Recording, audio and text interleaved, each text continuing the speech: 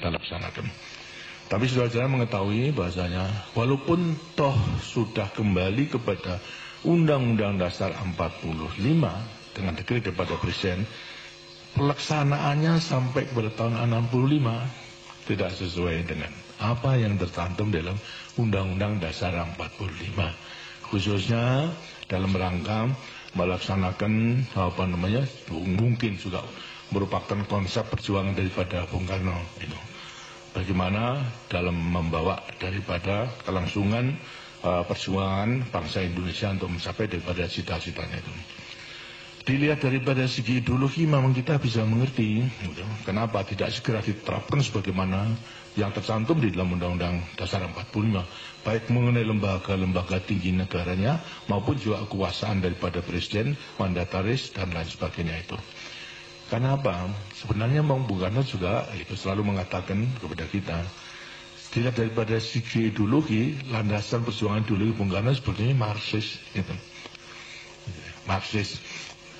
Marxisme itu adalah landasan, tapi yang diterapkan di Indonesia. Itu Marxisme yang diterapkan di Indonesia.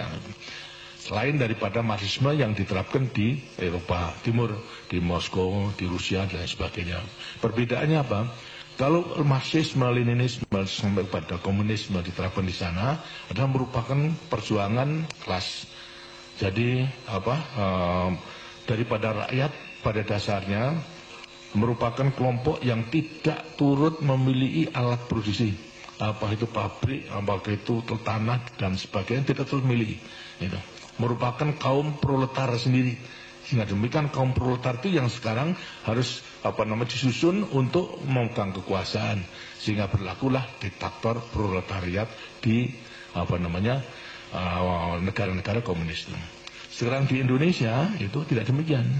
Walaupun kecil rakyat Indonesia itu ikut turut memiliki alat produksinya, ikut turut memiliki tanah menjadi sumber daripada kehidupannya. Ikut turut memiliki misalnya alat-alat pandai, jahit dan sebagainya. Terus lain. Jadi digambarkan oleh Bung Karno sebagai seorang yang namanya marhen. Marhen itu adalah petani yang mempunyai sawah kecil. Karena itu lantas sekarang untuk menerapkan itu, diterapkan seperti keadaannya si petani namanya marhen itu, lantas sekarang Marxisme yang diterapkan di Indonesia adalah marhenisme. Tapi pada dasarnya adalah Marxis. Karena itu dalam mempraktekkan mengenai setelah kembali dekret Presiden 5 Juli itu 59, bahasanya ya tidak meninggalkan daripada jiwa dan semangat Marxis itu. Buktinya apa? Buktinya adalah lantas kemudian mengembangkan daripada perjuangan beliau mengenai mempersatukan semua kekuatan dan ideologi. Diajak semua kekuatan dan mempunyai ideologi itu dalam pesta satu meja, itu yang kemudian lantas bersama-sama untuk mencapai cita-citanya itu. Nah, dalam rangka inilah kemudian lantas timbul Nasakom itu, nasionalis, komunis dan agama itu. Nah, ini yang kemudian menjadi pusat daripada kuat pemikiran Bung Karno. Dan ini sudah saya saya ketahui sejak tahun 58. Pada waktu saya menjadi Panglima Divisi Diponegoro. Pada waktu itu beliau mengunjungi daerah dalam rangka saya sebagai penguasa perang. Saya mendampingi beliau di mobil dari Banteng, Banteng sampai kepada kota tempat penginapan. Banyak saya laporkan soal keamanan. Kemudian saya tanya kepada beliau, Pak, karena setelah pemilihanmu pada waktu itu untuk Dewan Kejuaraan, ya Pak, ini mengenai PKI di Jawa Tengah itu menang, apakah tidak membahayakan Pancasila? Saya nanya gitu. Karena ideologi Pancasila sama ideologi daripada komunis dinasnya akan mendirikan negara komunis juga. Dan ternyata sekarang sudah menang, apa tidak membahayakan daripada Pancasila? Beliau menjawab bahasanya bahwa kan kenyataan PKI itu mendapat dukungan daripada ulang kekuatan yang harus kita perhatikan, kita perhitungkan. Karena itu harus kita berjuang untuk menjadikan PKI itu adalah PKI Pancasila. Dan saya nanya, apa mungkin Pak? Nah, beliau mengatakan ini perjuangannya bapakmu, serahkan kepada saya. kamu udah usah turut-turut gitu. Ya sudah. Di situ saya sudah melihat bahwasanya beliau tidak akan menghilangkan daripada PKI, akan menggunakan. Kemudian apalagi juga setelah kemudian lantas konsep Nasakom tersebut tidak hanya ke dalam negeri, tapi juga sudah dijual luar negeri lewati pidato beliau di persiapan bangsa-bangsa itu. Jadi tahun 58 saya sudah menanyakan apa tidak membayarkan. Nah, kemudian terjadi mengenai soal KUB G30 SDKI, dan secara kebetulan saya mempunyai kepercayaan untuk mendampingi mengatasi daripada keseluruhannya, sehingga saya tinggal saja. Lah Pak, saya dulu kan sudah tanya bahasanya PKI Pak tidak membayarkan Pancasila. Yang kemudian lantas ternyata sekarang demikian. Tapi beliau masih mengatakan itu mengenai peristiwa G30S dan meninggalkan jenderal-jenderal itu dalam revolusi hanya merupakan suatu hal yang kecil. Yang kita juga agak deg-degan, agak masa meninggal gugurnya daripada jenderal-jenderal hanya merupakan satu kejadian yang kecil. Baiklah gitu. Tapi bagi saya bukan jenderalnya, benar-benar PKI komunis itu sudah mengancam Pancasila. Itu bagi saya. Tapi bagi beliau adalah masih berusaha pada konsepnya untuk mempersatukan daripada lebih. Karena itu setelah G30S konfliknya itu timbul dalam mengatasi situasi demikian. Ada perbedaan di antaranya konsep rakyat mengharapkan, menginginkan PKI itu dibubarkan karena sudah berulang-ulang untuk mengadakan KUB dan sebagainya. Sedang Bung Karno itu adalah tetap ingin mempertahankan daripada PKI dalam rangka konsep Nasakomnya itu. Ini semua tersirat di dalam dialog saya secara empat mata di antara beliau dengan saya itu mulai 2 Oktober sampai kepada 10 Maret berulang-ulang gitu. Saya terus dimarahi terus saja. Tapi saya dimarahi apa boleh buat tapi untuk perjuangan. Tapi saya tidak menunjukkan daripada sifat menentang. Saya menunjukkan bahasanya, Pak, ini rakyat itu masih percaya gitu. Kalau Bapak tidak menentang arus dari rakyat, percayalah itu. Semua itu masih mendukung untuk menyelesaikan revolusi ini gitu. Tapi ya beliau tetap berpegang teguh dan selalu mengatakan, kamu sebagai presiden, saya panglima tertinggi gitu. Harus tunduk pada saya, bubarkan itu kami sama KAPI. Saya katakan, Pak, ya kasihan.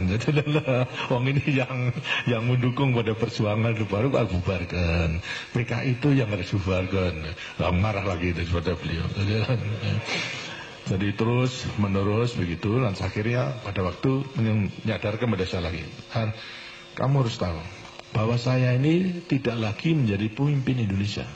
Saya ini sudah menjadi pemimpin dunia. Saya sudah terlanjur menjual konsep Naskom itu kepada dunia. Sekarang saya harus bubar PKI. Berarti kan menyabut daripada konsep saya. Di mana muka saya terhadap dunia itu? Ini menjadi alasan. Ya, kemudian saya jawab, kalau begitu gampang Pak. Bagaimana? Yang penting sesuai dengan apa yang selalu diajarkan Bapak kan. Yang penting kan kepentingan rakyat kita, kepentingan nasional dulu. Baru dengan kepentingan nasional dan kekuatan nasional kita bisa melangkah keluar. Kalau kita tidak mempunyai kekuatan di dalam, ya apa yang harus kita lakukan keluar? Karena kalau caranya demikian, itu gampang. Jadi kan saya bemper, saya bilang, gimana? Saya akan bubarkan PKI. Tapi nanti kalau sudah dengan demikian, lantas dunia itu melihat bahasanya yang membubarkan PKI mana Pak? Tapi saya. Gitu. Tapi setelah itu kemudian banjur saya minta supaya digongi untuk keperluan ke dalam, itu supaya ke dalam rakyat benar-benar daripada pembubaran PKI walaupun saya membubarkan toh Bapak menyetujui sehingga rakyat bisa mendukungnya. Rakyat kan juga tidak bisa, nggak bisa ya susah kalau begitu. Kaman, akhirnya tanya sudah berulang-ulang itu terus tanggal 20 Oktober sampai kepada 10 Maret, sebelumnya 11 Maret itu. Akhirnya entah beberapa hari sebelumnya 1 Maret itu, perubahan Maret ini. Saya masih belum sakit pada waktu itu, dipanggil gitu. Berdua, lantas beliau dalam keadaan santai pakai celana kolor sama kaos saja, sermel, itu ada apa? Lantas saya ya minum dan sebagainya. Akhirnya menanyakan saya sambil jawab, "Har, jane aku biar kok kapak dosa aja." Jadi saya juga madep pada waktu itu, Pak. Itu sangat longso gitu melihat itu. Lantas saya mengatakan pada beliau, "Pak, jadi Bapak belum ngerti. Begini, kan Bapak sudah tahu kalau saya itu anaknya petani, anaknya orang kecil, gitu. Tapi walaupun orang kecil, ayah saya, orang tua saya itu punya kudangan terhadap anaknya. Gitu. Begini, pesan kepada saya, Har, kalau kau kelak menjadi orang, bisa mikul dur mendem jeruk pada orang tua, itu kudangan daripada ayah saya. Ya saya taati. Nah sekarang ini saya sebetulnya memandang Bapak itu tidak hanya sebagai presiden militeris, tidak hanya sebagai panglima tertinggi, juga tidak sebagai hanya pemimpin besar revolusi, itu presiden seumur hidup, tapi juga saya pandang sebagai ayah saya sendiri. Lah saya ini maksud saya mikul dur mendem jeruk pada Bapak, tapi yang mau dipikul dur mendem jeruk tidak mau. Saya kata tenan ini. Lah kalau tidak tenan saya dimarahin, sudah tidak mau datang kemari ya. Bolak-balik dimarahin saja. Jadi dengan mulian di sini ada perbedaan antara saya. Sarannya mengatasi keadaan. Saya mengatakan menampung arus daripada bubar PKI. Beliau masih belum, tapi tidak mungkin dari beliau untuk melaksanakan karena perhitungan ke dalam dan politik ke luar tadi. Nah saya bisa mengerti karena itu saya katakan jadikan saya bembel gitu. Itu saya bukan PKI, tapi setelah itu Bapak ngegoki, artinya merestui di setelah beberapa selang. Itu kesimpulannya, dan kemudian masih ragu-ragu nanya. Dan saya memang tidak punya maksud untuk menumbangkan Bung Karno. Walaupun teman-teman saya, kolega saya telah mengajak kekuasaan di tangan kita. Kenapa harus kita tunggu-tunggu? Gitu. Buat sekarang sudah kita gulingkan saja. Saya mengatakan, maafkan, gitu. Saya tidak mempunyai pikiran di situ, karena saya tidak mau meninggalkan sejarah titik hitam dalam kertas putih kepada kehidupan angkatan perang kita. Saya tidak mau untuk merebut, mengajak kepada anak buah untuk merebut kekuasaan, saya tidak mau. Tapi kalau saudara-saudara mau, silakan. Saya tidak turut. Akhirnya tidak ada yang mau. Jadi tidak mau sekarang. Kita harus menyelesaikan semua itu secara konstitusional. Ya memang lama, tetapi inilah jalan yang harus kita tempuh.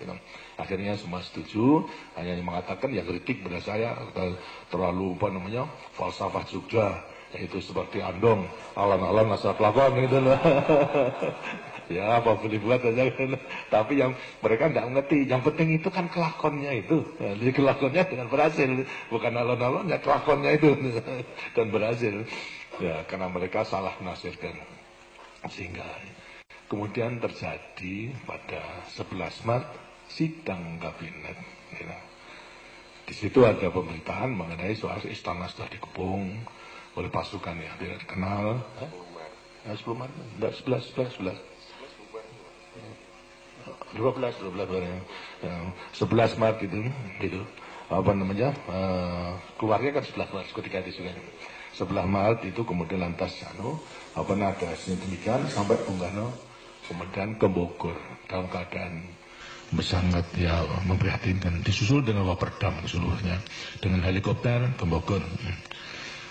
Kemudian di antara 3 perwira, yang 2 menjadi menteri, yang 1 adalah Panglima Kodam, Pak Basuki Rahmat, kemudian lantas Yusuf sama Amir Muhammad sebagai Panglima Kodam.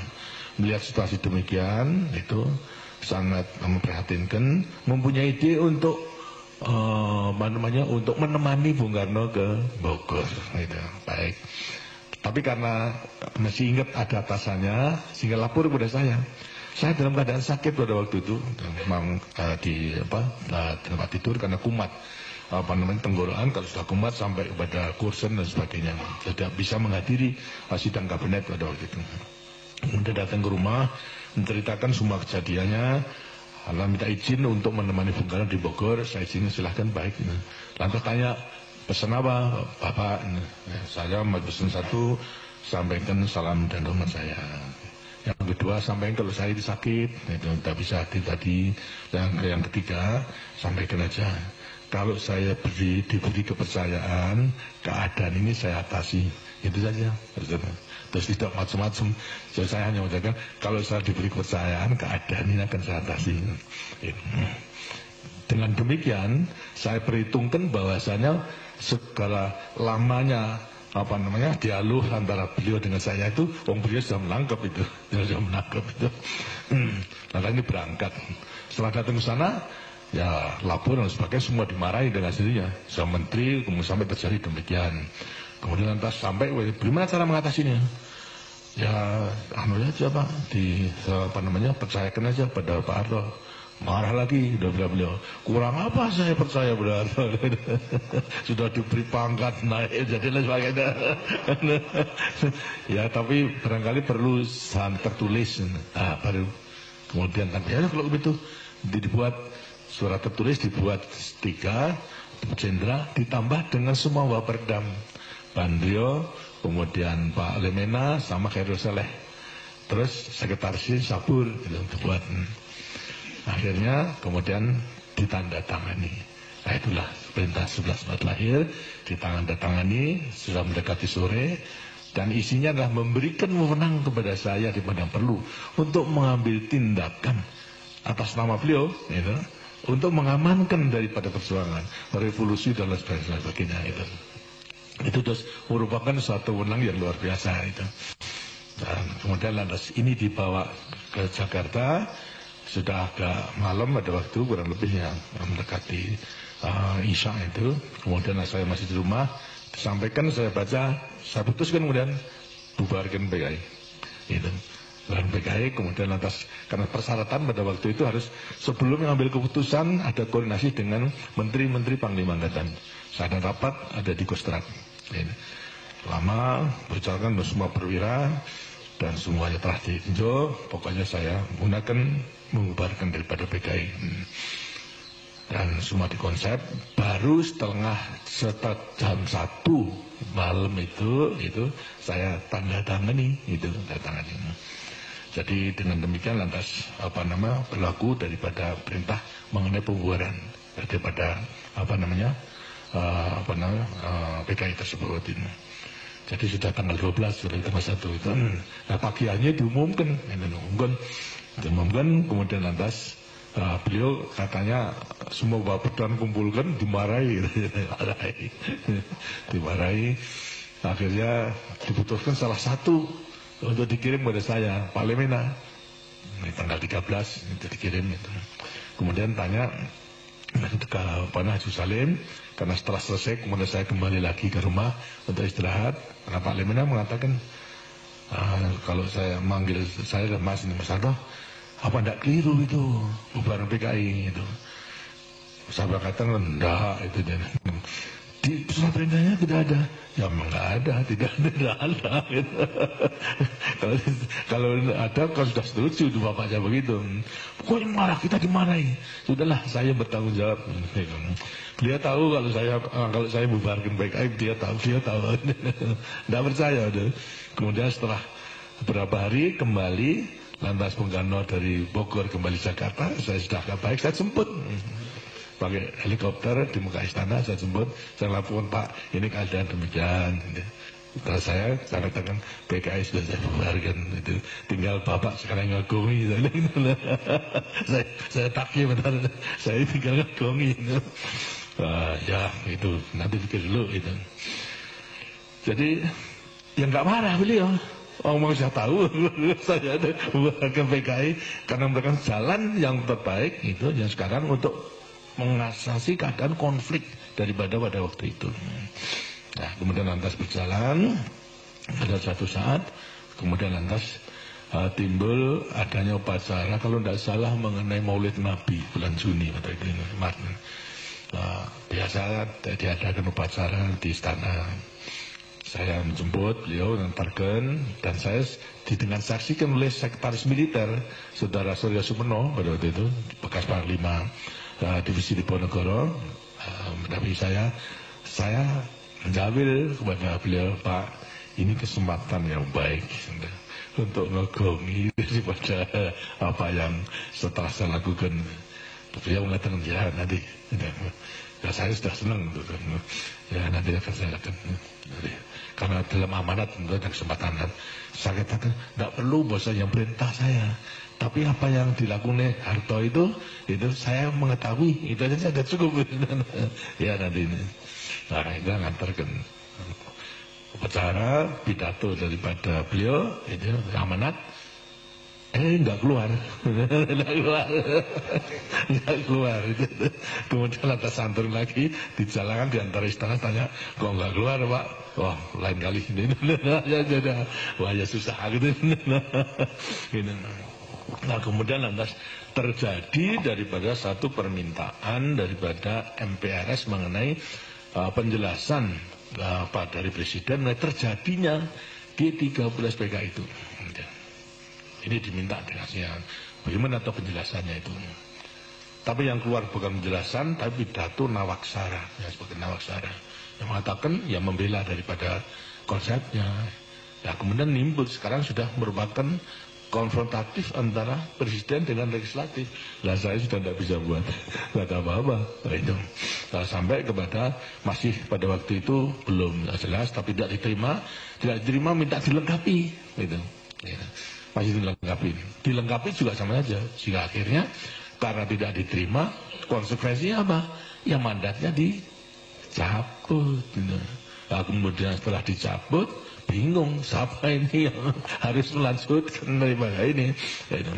Yang mengatakan, ya Pak Harto, enggak, saya tidak mimpi menjadi presiden, tidak mempersiapkan diri menjadi presiden, tidak mempunyai pengetahuan untuk jadi presiden, karena silakan untuk memilih orang lain.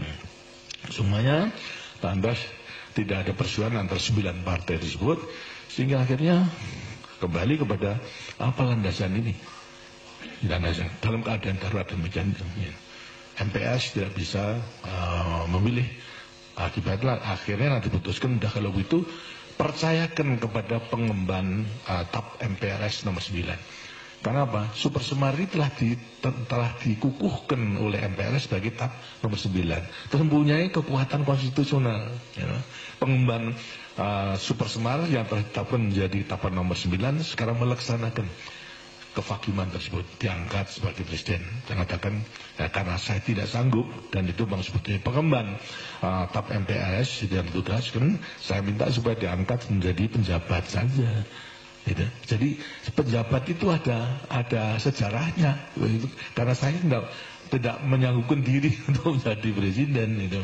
Terus pengemban TAP MPRS nomor 9 sebagai kelanjutan daripada Super Semar itu sebagai penjabat presiden. Gitu. Kemudian lantas saya terima dan dilaksanakan setelah 1 tahun dan ternyata kemudian diangkat menjadi presiden. Walaupun juga MPRS pada waktu itu terus tahun 68, terus tahun 68 tidak bisa melengkapi dengan satu GPN, tidak bisa. Lantas wakil presiden juga belum diangkat, hanya presiden saja. Ditugaskan oleh MPRS untuk melaksanakan pembangunan 5 tahun. Inilah sebabnya daripada kenapa sampai MPRS tidak bisa menentukan garis besar negara.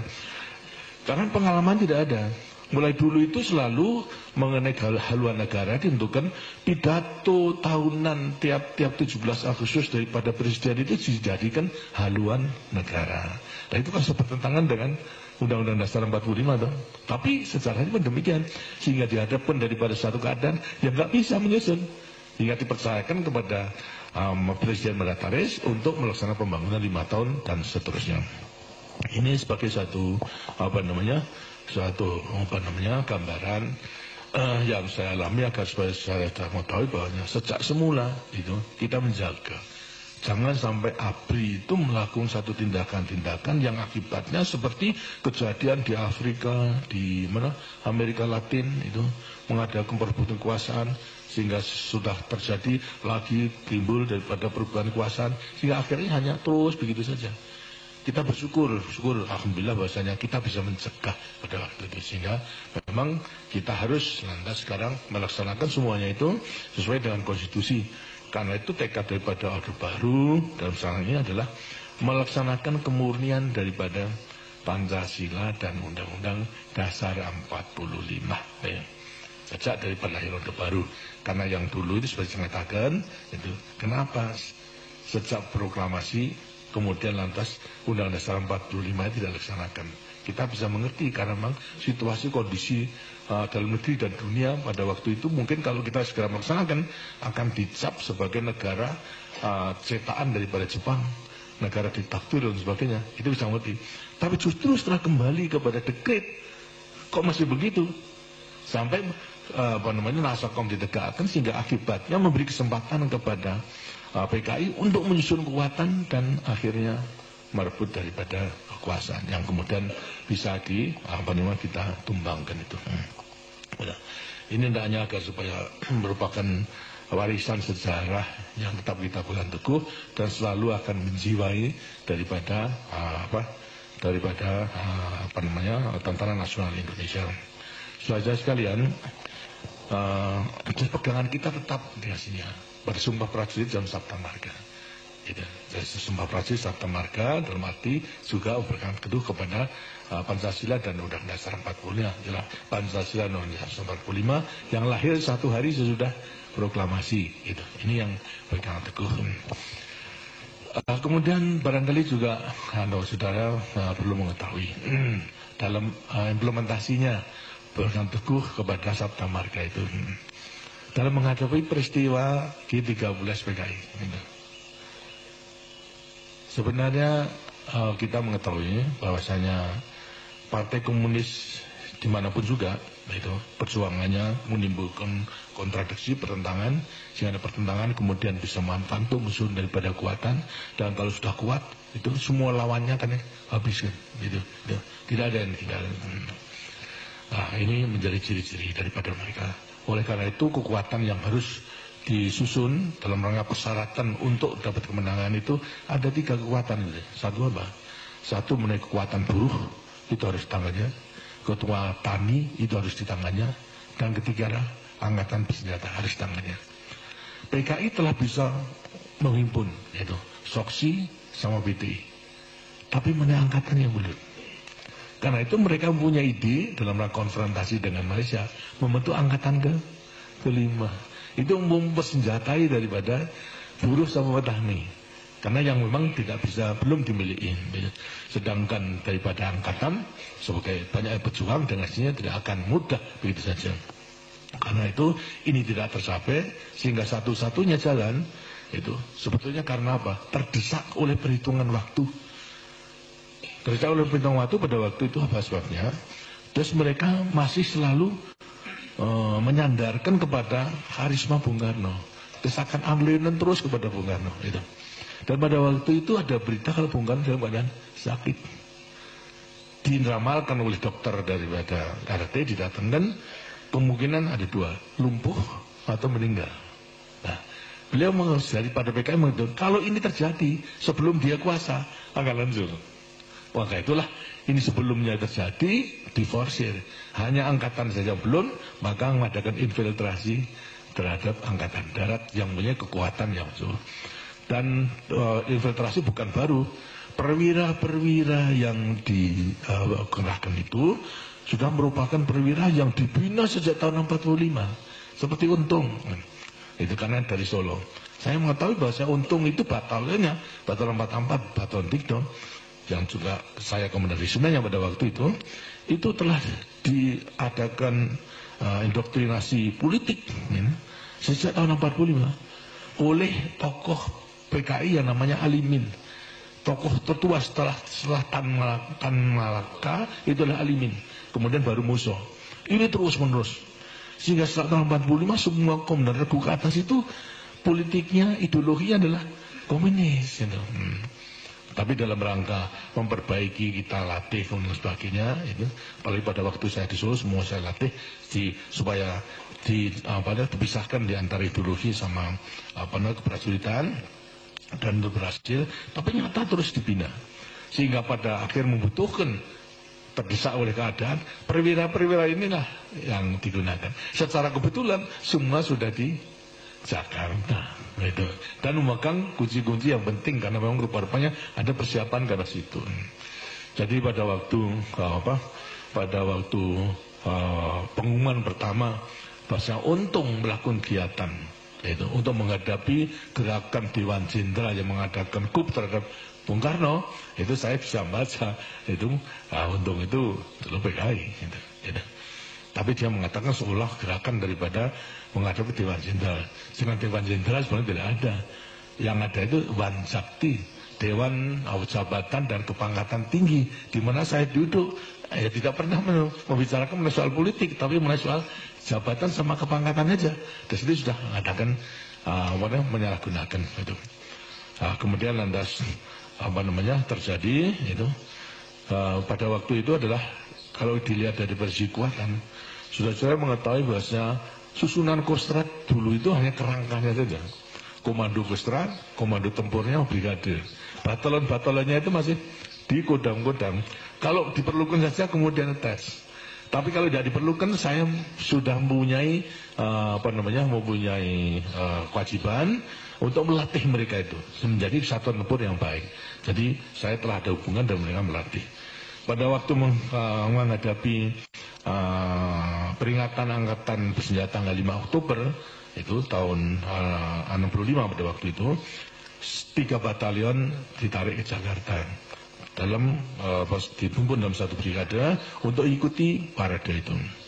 Batalon 530 dari Jawa Timur, 454 dari Jawa Tengah, Batalon 328 dari Jawa Barat, semuanya parade.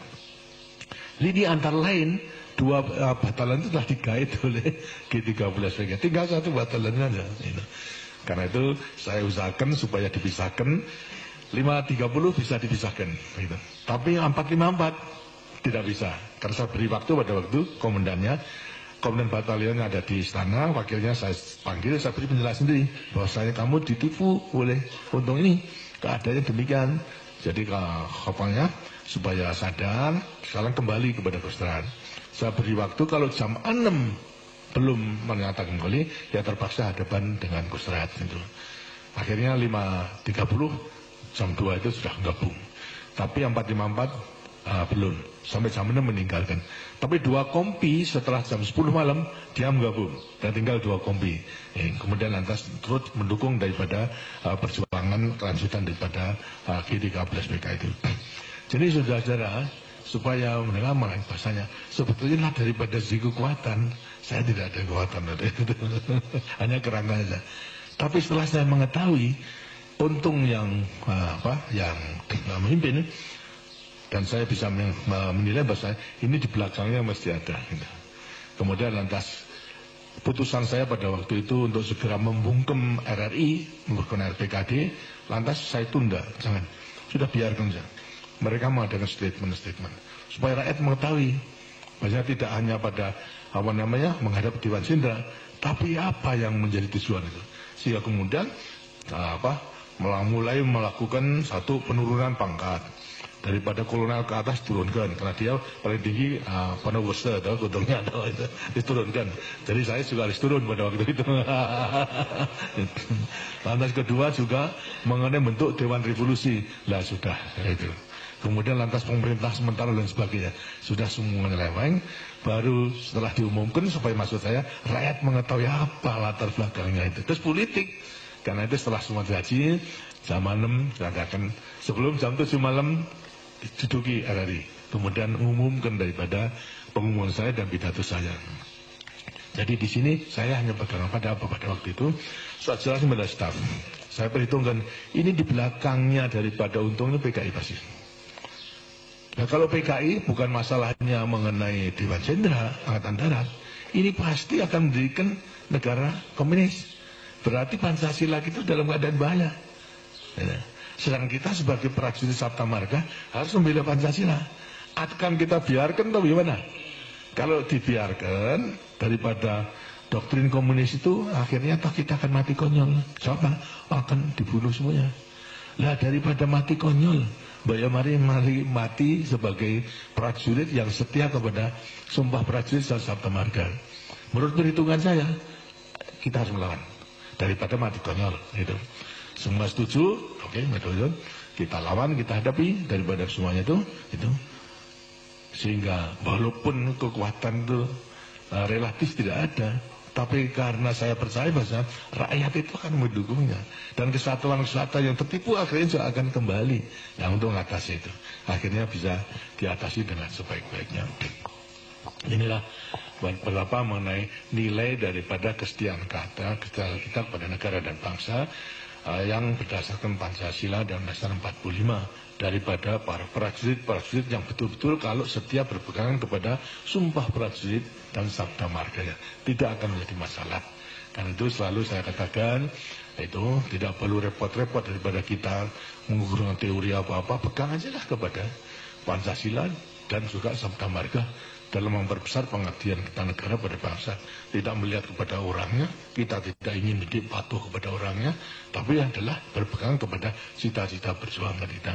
Karena kalau kita patuh pada orangnya itu dalam rangka orang yang mengemban tugas daripada negara dan bangsa itu. Ini saya harapkan dan sekarang memang sudah kita buktikan bahwasanya dalam rangka melaksanakan kemurnian Pancasila dan Undang-Undang Dasar 45.